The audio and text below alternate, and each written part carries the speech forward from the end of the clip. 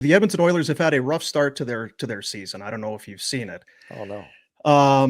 Last night they lose to Vancouver and now sit 7th in the Pacific, 2-8-1 on the year. 31st in goals against and just 26th. Weird that they're 2.6 because this is a goal scoring machine. Just churning out goals and offense. Has been. But it's not been that way. It's a cluster up in Edmonton right now, man. There's only one surprise for me in that we haven't heard an announcement of a change. Yeah. They're off till Thursday. There is a window there. And Thursday might be the real toilet bowl, not the outdoor game. It's San Jose, Edmonton in San Jose, where the Sharks have allowed 20 goals in their last 2 games. These damn Oilers have just lost their way, Dean. They've bought into the Ryan Pinder inverse standings mode for the last decade or so, and they are committed to it. They do a good job of it, but they've forgotten that's not really the objective on a year-to-year basis. Well, maybe they need to have a meeting. At the lottery. Because maybe the players think they're doing a hell of a job. Yeah. But management is like, no, guys. No, this year we want to do well, not lose. Maybe it's just a kind of a communication breakdown. They can. People start assuming. Yeah. You know what happens. Yeah. It's great, isn't it? Is it not great? Aren't we best. all excited? Like, there's just kind of that warm, fuzzy feeling about it. And Twitter is full of people. Oh yeah, well, how good are the Flames doing? Don't care. You're not gonna. Honestly, not gonna if you have 2 superstars, and I mean superstars in their prime, 2 superstars in their prime, and you're comparing yourself to the Calgary Flames, that's works great. for me. Win. That's perfect. Keep doing that, and we know exactly how it's going to go. You compare yourself to a team that's unloading free agents, has a meh prospect pool, and hasn't gotten through the second round since 2004. Compare to that team, and everyone's happy. That's your measuring stick. Everyone's a winner. Yeah, it's not bad. And I'll say this, and it's because we spend every day on this show together, but I hear you. I have a bit of a Pinder filter. It's like there's a lot of Pinder and you hear stuff and then some stuff, it just kind of goes by. And I know you've been saying this literally for years, but it started to really kind of sink in last night as I sat and just watched the goals go in and the faces of the Oiler players, specifically Connor McDavid, also Leon, but just to see them sitting in the penalty box in a third period on the road that they're losing and just seeing what they were feeling, that management hasn't done a better job to surround them with a supporting cast that is better than what they have is really amazing because they've been there a long time and guys would want to play with superstars like that. It's a new building. It's the best player in the world, all of that. And I think that Zach Hyman he's a fine player, and Ekholm is a fine player and all of that. But you should have Hall of Famers, like Hall of Famers, and then a steep drop. And I know that Nugent Hopkins had a great year last year, but I think he'll be hard pressed to get back to 100 points. You won't ever again. That was it. You just think of some of the great teams over the years. You had Malkin and Crosby, but you had some fine players. You had Letang on the bench. Like you had very good players around them. You found Gensel. You got Rust. Like you got to develop some, right? I talked to the big human. I talked to the big human today, and the big human was like, "That decor isn't good enough for the AHL." Now, I didn't watch the game last night, so I can't. But it sure appears that way. Darnell Nurse should be making 4, not 9 plus. Yeah. And so what's Ken Holland comes in. He's a guy that's got an incredibly solid track record pre-cap, a guy that, struggled with the cap, but you understood why. They were doing anything they could to keep that 25-year playoff streak alive. But when you have 2 of the best players in the world, all you really need to be good at is don't be awful in the draft, understand the cap, have some sort of understanding of data there that you could maybe take advantage of a market inefficiency here or there. They've done none of those things. They've got more dead money than most teams. There's all kinds of trouble with free agent signings. They don't draft and develop well. Like, they've done. What's the signature move that they've made to support Connor? I don't want to take cheap shots at Ken, but was he begged to show up there and maybe not be as wholeheartedly into it as you'd have hoped? Or if you're an Oilers fan? My recollection of it was that he was ready to retire after what happened in Detroit. He steps aside and lets Stevie Y take over, and then they flop $25 million on the table. And of course he's going to say yes to that. 5 times 5. I mean, Jack Campbell said yes to it too. No one says no to that. But they're not getting best Kenny Holland, and best Kenny Holland, to be fair, was pre-cap. Yeah, it really was. And you think back to some of those moves that he made in Detroit. I remember he gave Stephen Weiss a bunch of money. And I just kind of off the top of my head, I think it was kind of maybe chasing a cup while their owner, Mike Ilitch, was still alive. And that's an admirable thing, and I understand that for sure. But once the cap sunk in and that whole cast of players moved on, because you went from your Yzerman, Shanahan, like that group, and then you had your Zetterbergs and Datsyuks and that. He never really his forte was not it was pre-cap for sure for him, but he did well after the cap, but it was an inherited, right? It was almost 2010 and beyond that he tried to hang on to stuff, right? Because they won a cup after the cap came in. Sure. I just mean, like, if you look at his win-loss percentage prior, it's like maybe the greatest GM of all time. 25-year run in the playoffs is unprecedented. And when you look at after, I mean, yeah, you paid the price for a lot of those, consecutive cup appearances. You keep mortgaging the future for the present, but they just weren't good at the cap. They were bad and capped out. I wonder what it would look like if you just took the time and went back to when he was hired and look the free agents that were signed and the different moves that were made and what other options were there that would have worked out better for him. Yeah, I mean, the thing that I recall is that he walks into a mess that Chiarelli left him. Yes. So it's like, okay, you've got Milan Lucic, who's miserable and not playing well. You thought you had Adam Larson hanging around a couple of years in with the expansion draft. He's sort of gone. Then you invest in Cody Ceci stock, which I don't love, but they didn't want to do that. It's because Larson left. They really wanted Jacob Markstrom, but couldn't outbid Calgary for him or win him over. But like, come on, you got the best player in the world. I don't want to hear your excuses. Like, you have 2 players making less than $21 million, and they're 2 of the best in the world. You've got another 60-ish to go build a cup winner. How have they spent that $60 million? I would say it's on mostly guys on the back nine, overpays, too much term, and really a lot of secondary pieces. There's no other dynamic piece. You go back, and in one way, I think they were probably accurate in recognizing what Taylor Hall was, and that we're going to move on from Taylor Hall. Okay, and I think that his career hasn't really lived up to the hype. He was a very good player, but he's not a Hall of Famer. He's not a superstar in this league anymore, or ever was. What could you have done other than Adam Larson in that deal? And that was it was a fine deal in the end because Larson was okay, but you were dealing Taylor Hall, and the stock, I have to think, that was Chiarelli, much higher. Yeah, I just in terms of how they got to where they are. Yeah, and that okay, because that's a first overall pick, and Nugent Hopkins is still there. There was a chance there with a Hall deal to hit a home run, and they don't have anything left from it now. And the Campbell deal more recently, that was one that everyone looked at. Awful. But how does it become that? Because there are always deals. He was never started, right? Like there's always deals where the rest of the league and the fans go, "Oh, that doesn't. I don't see it." Right? And clear as day to a lot of people. Like, And that one jumps out where it was like, what are you doing?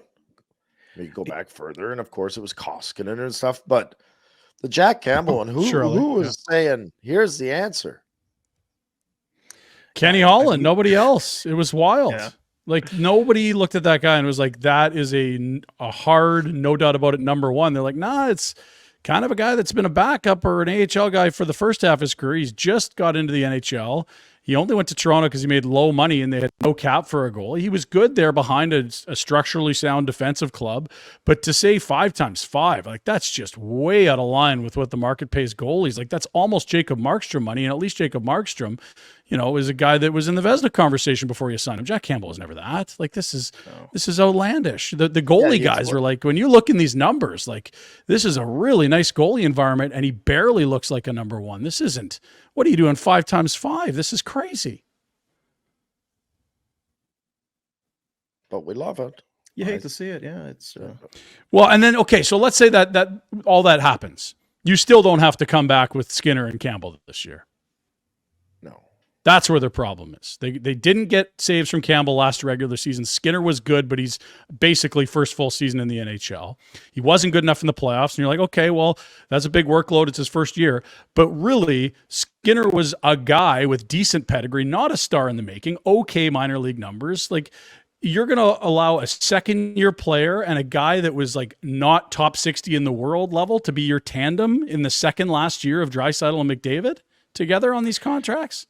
You didn't have a third option. You didn't bring Jarl Halak to camp. You didn't kick the tires on a trade for a guy like James Reimer or Mackenzie Blackwood. Like they did nothing. They're capped out. They're old. Yeah, and once you're capped out, I don't know what options you really have. And it's not to let them off the hook, but because they got themselves there. But and you've brought up the point about Connor Brown, and if he plays another game, then this bonus kicks in, and they're not in any better shape moving forward with the cap. It's become very fascinating because no one thought, even if you thought that they may not win a cup, they're going to make the playoffs, going to win this division, or at least be right there. Yeah. And they may still be there, but man, it's going to take a huge shift across the board. What are the odds? Can't be good. They as we showed on that one board, their goaltending is suspect, their defensive play is no good, and their scoring is down. So here's what's happening. They are not finishing at a rate they're expected to with the players they have and the chances they're created. Secondly, they're not getting the number of saves you'd expect from NHL netminders. If they get league average netminding and they get league average finishing, this is still a playoff team. It's quite a hole they've dug themselves, but they've got all that talent. Why wouldn't they be able to sneak in? So, I mean, I still think they get in, but the one thing the stats don't factor in is how toxic that locker room gets. Mm-hmm. And every loss is a big loss now, like all of them. And for the rest of the year, you are high stress the rest of the way. And don't lose big time any in a row. You can't afford to go on a skid, which good teams do. Yeah. When it's a very, very tight. Sorry, I was going to say I had the game on. I had crawled into bed and I had the game on my phone, and I saw Woodcroft walk off the bench. I'm like, holy shit! What the hell is going on? Because I didn't have it on. I had to have the volume up. It's like, what the? Okay, get up, go turn the friggin' TV on and see what's going on. I didn't realize he got tossed, but yeah, it's there because there's two things, like you say. There's two things in play. There's just the business of it, where contracts come due for both those two guys, and then there is, okay, I got 2 years left. What's the likelihood of me winning here? Am I just going to ride out the next 2 years? I don't think they ask out. It's just that not a lot of guys do. Certainly not at that level. But it's going to be an amazing watch for sure. Edmonton's not if you're Leon. Place. No, not if you're not winning. I mean, anywhere you can win a championship and play with the best player in the world has some appeal. But if you're going to be not elite, this is dead. So if you're Leon, okay, I have to make a decision on my future. I got next year under contract after this one, and then I'm a free agent. Okay, so how do I feel about the organization? Well, who's my coach and GM moving forward? Yeah. Are we good? How many has he had already? Does Connor want to be here? Like, it's just all of a sudden imagine this that what felt one? like very stable is just like everything's uncertain, Rhett. Imagine that one. Leon just said, "Yeah, I'll resign because we're gonna win here." And 2 years later, Connor's like, "Good luck, buddy." So you're staying, right? So you're in for sure. Well, yeah, I can't sign right now. I got July 1 of I can't sign. All right. Well, And then if because I got a pen, I'm going to sign right now. But you're staying. you're sure, You're sure? and then if you're the Oilers, because you're right, like, and Dean, like, they're staggered by a year, which makes it complicated. But if you're a new GM and it's like you're coming with a new coach and you don't know if this team's good, you can't just let Draisaitl walk out the door for nothing. You could completely restock the shelves just with him, but it might cost you McDavid. Like, this turns into a cluster if they don't make the playoffs this year. Can I ask a question that's maybe insanity, but can you trade Leon and restock to be better off? Yep. Do you know what I mean? You get depth on the Of course. blue line and Yeah. maybe a goaltender and maybe a guy that's clearly not as good offensively as Leon, but maybe guys that can play and just add depth. You could get 3 or 4 players in a first for Leon. Are you kidding me? Like, that's a top 5 player offensively in this league, period, stop. That's a guy that can win an Art Ross. Yeah. Carolina wouldn't give you a haul for that? You kidding me? It's crazy to think, but you would need McDavid so on board. Because he'd go. He's not staying if you do that. There's no way. Well, that's the thing. You'd have to. Yeah. Here's what we can do. We can trade Draisaitl and get this, but where does that leave you? Because if he's sour about it, then you absolutely can't do it, even if you think it makes you a better team. Can you? And so now you're saying we can't trade Draisaitl because we'll lose McDavid, and you might instead have Draisaitl walk for nothing, and then McDavid's gone anyway. Like, this is a gross spot they're in. And if I'm Treliving, here's what I'm doing. I'm not paying Nylander. I'm taking all calls on Mitch Marner, and I've got money for both those cats. Leon's bought a place in Toronto. Let's bleep and go. You know, one GM who's got stones big enough to make that move.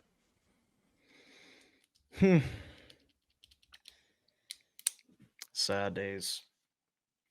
Sad days. That vision, like that image, I guess is what I mean. Like, it's going to be a meme forever of Woodcroft walking down the tunnel. The visual. The visual. You're going to see it online. It's going to be on social media forever. Just the coach doing the slow walk down the tunnel, defeated into the darkness. What are the odds that was the last time when you're watching that? You're like, that's the last time we see Woodcroft behind the Oilers, which I feel like it's like at least 1 in 3. I think you have to. I don't think he's got the pedigree where you got to stand behind him.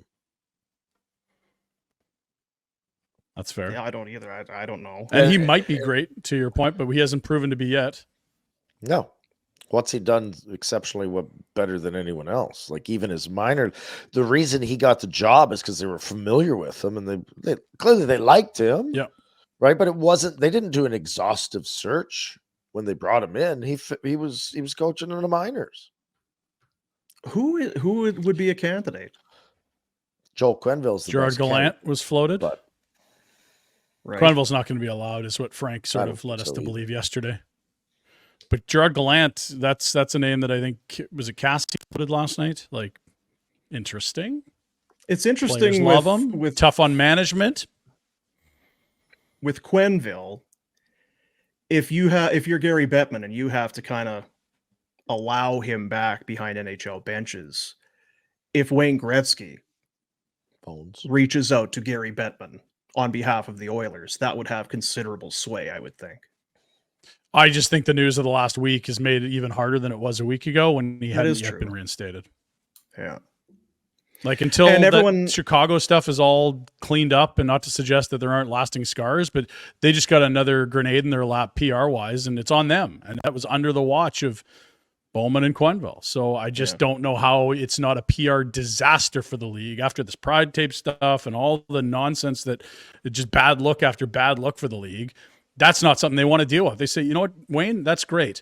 We're not ready at this point. And, you know, Quenneville can do whatever he wants, just not coaching this league right now. I don't think that Babcock helped either. No, absolutely not. Yeah. That's another name that would have been a candidate, as Frank suggested too.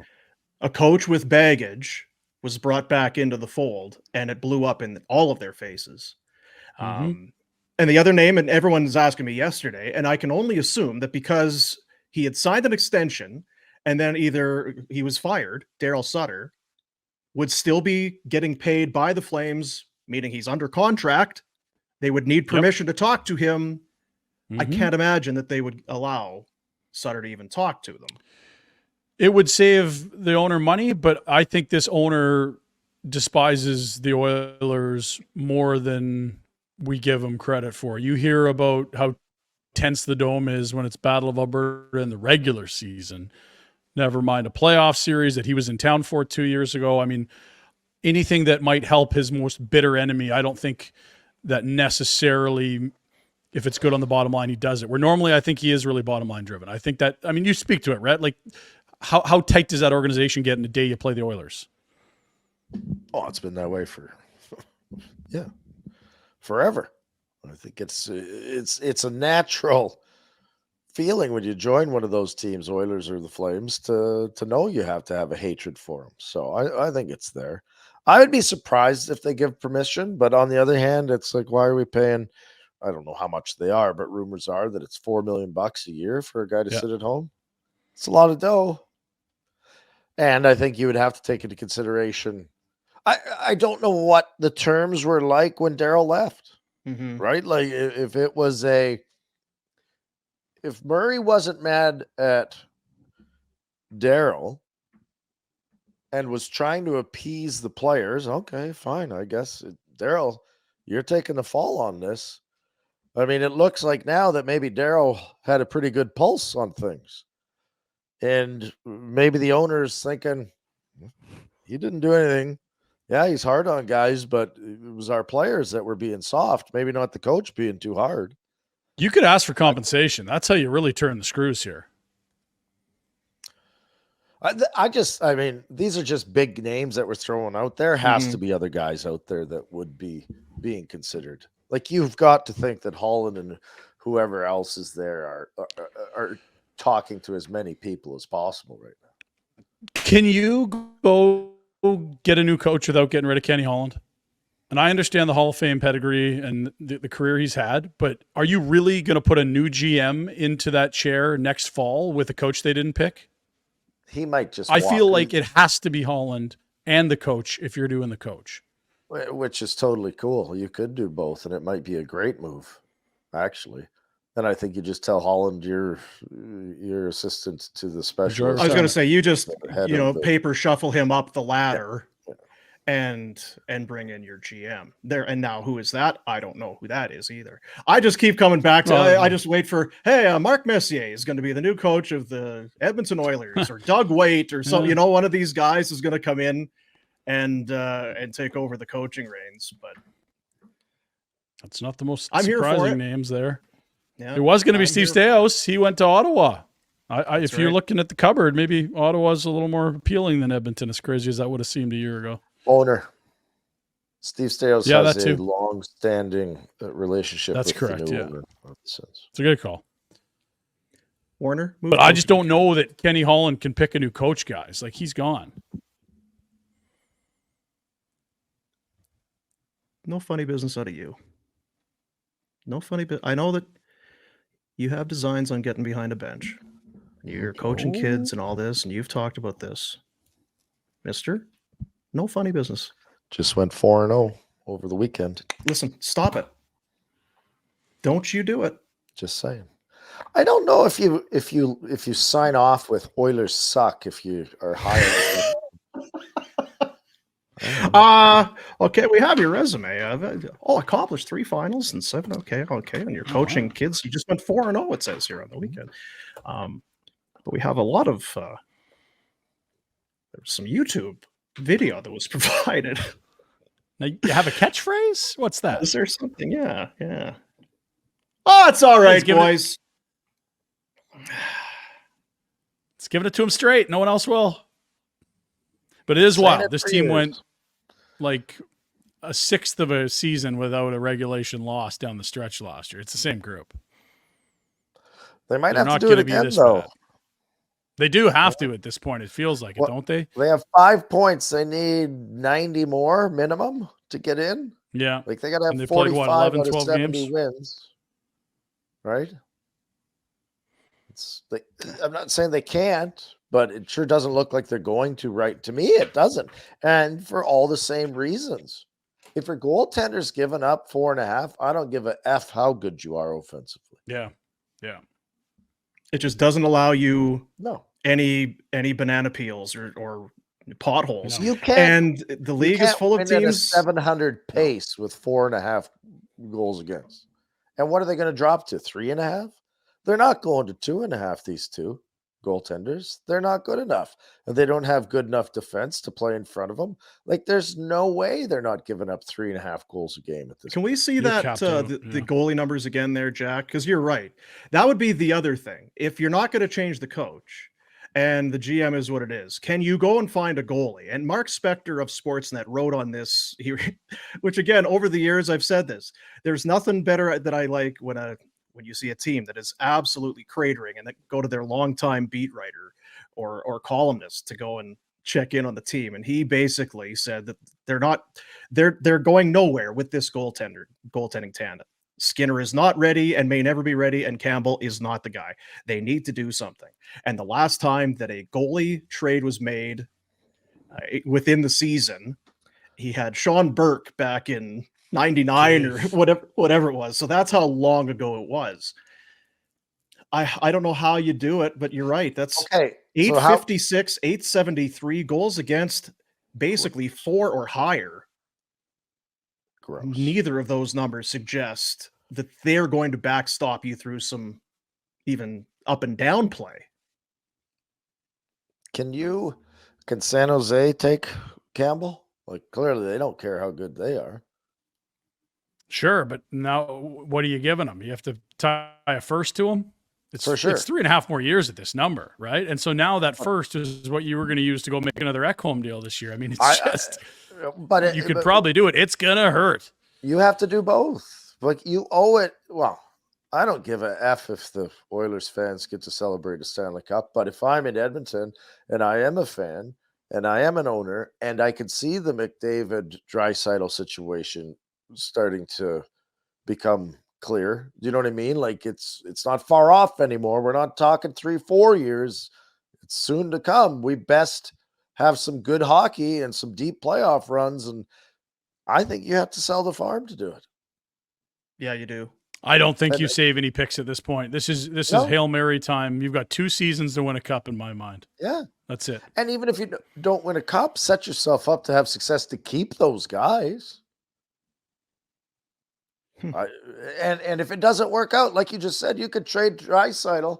Again, I don't know what his no move. I'm sure he has, but if it's horse shit in Edmonton, I'm sure he'd waive it. And you said you weren't going to win.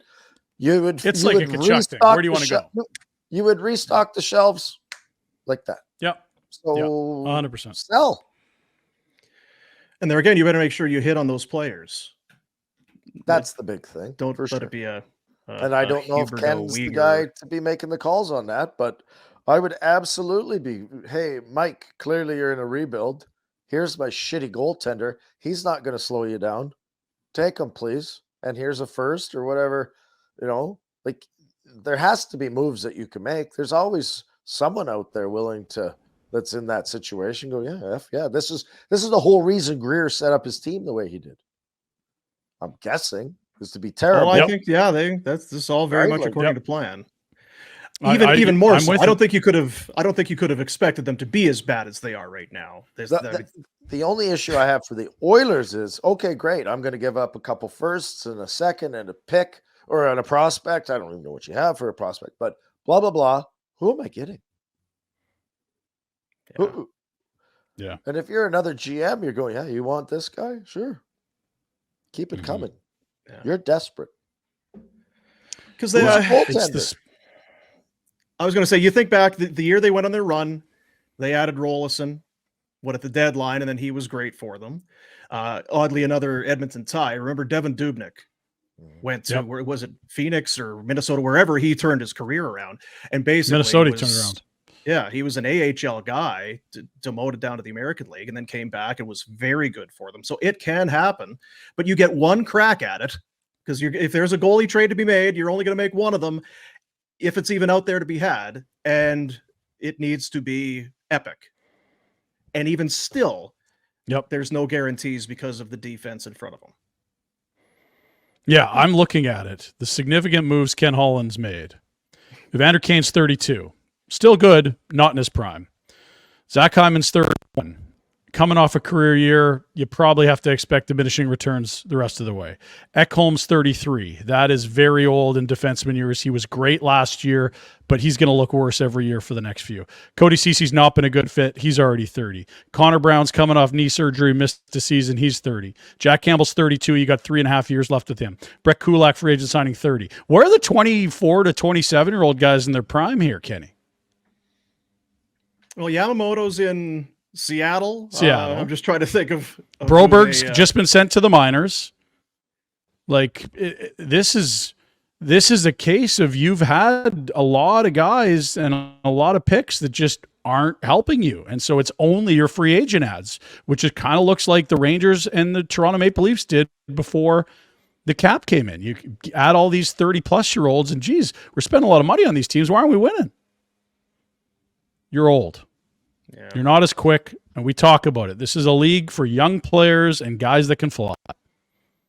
And I still think they're going to make the playoffs, that said. What's that, Ray? Who can come play net? Even if you wanted to do all this stuff, who? Like, you could Hellebuck.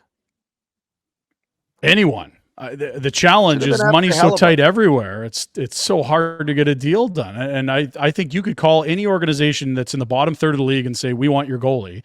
But trying to get a deal done is the challenge because you literally can't even send, a guy down and call up somebody else without going over the cap in net. It's wild the spot they're in. Yeah, depending on what the other team had. If you could come to a deal where that team it just makes so much sense for them. Maybe they have a goalie in waiting in the next year or two. And I mean, you just find some way to make that money work. We'll take bad money for another year or whatever. If we're getting a first and a prospect and all of this, I still feel like there's got to be a way if the deal is that good. Is it odd to think that actually Markstrom would be the probably one of the best pieces to do? You're probably not going to do it. I don't think Craig Conroy wants to help the Oilers. Right. But in reality, now if you get two firsts, if there wasn't that rivalry, that could be a good pick. If there wasn't that rivalry, Markstrom would be a target. Just the way this Flames are operating right now in the league and their standings, who's played well for them. The caveat being that Markstrom's got a no move and you'd have to ask him, and he chose Calgary over Edmonton in free agency and left money on the table. So the notion of him wanting to go to Edmonton is a thing that has to happen. And I'm not saying he'd say yes or no, but that's a fly in the ointment potentially. Yeah. And that was a number of years ago. And one of the main reasons we were led to believe that he came here was for Lindholm. And if Lindholm's leaving, then yeah, that's true. Right. It's, you got Ekholm. You need a couple Swedes. I don't like the way this conversation's going now. I like the other one. Because, yes, the old coach would probably be a good fit, and the goalie would definitely be an upgrade for them, and it would make a lot of sense, and I don't know. What if it was two firsts? The problem I have with the two, well, sure, but they're late picks probably. Like your best. Well, I mean. Not right now. But, if things go well. Yeah. But you got to think if you move Markstrom up there and they do get decent goaltending, that immediately vaults them into a playoff position. So you're not picking in the top 15. I'll say this, and it's never like we're talking about 0.001%. The fact that you have Wolf. Yes. That's the smallest little thing. And if you want to get younger, I want whatever prospects you've got. Whatever you've got left there. I want them, and I want 3 firsts. And we'll send you Markstrom and Lindholm. Hanifin. You need a D. Hanifin, whatever the whatever the Yeah, hell the you money want. becomes tough, but yeah. You gotta And we'll eat take them. what do you got for shit money? We'll take it back. We'll give you Hannafin, send us Campbell, It's and Jack send Campbell, us, baby. And send you us can make CC another and deal with San Jose to eat more shitty money, whatever, right? Like, whatever. These There's things are always all ways. possible. They're all really hard, especially hard. for a team It in the bottom becomes how- 5 in the standings, right? It becomes how desperate the Oilers want to be. here's what would be good though. Yeah. If you're Conroy, get real deep into it. Okay, so before we Yeah. sign off on this, so we're doing Markstrom and Hannafin and this and that for 3 firsts and this and that. So you're ready? Yes. No, I don't think so. Click. Suck And it. we need Bouchard. Hey guys, thanks for watching. Be sure to check out more of our content right here on the Flames Nation YouTube page. We had a bunch of great long form interviews. You can check out some videos we've done as well outside of the studio. And of course, if you want more writing or merchandise stuff, flamesnation.ca or nationgear.ca. Appreciate you watching.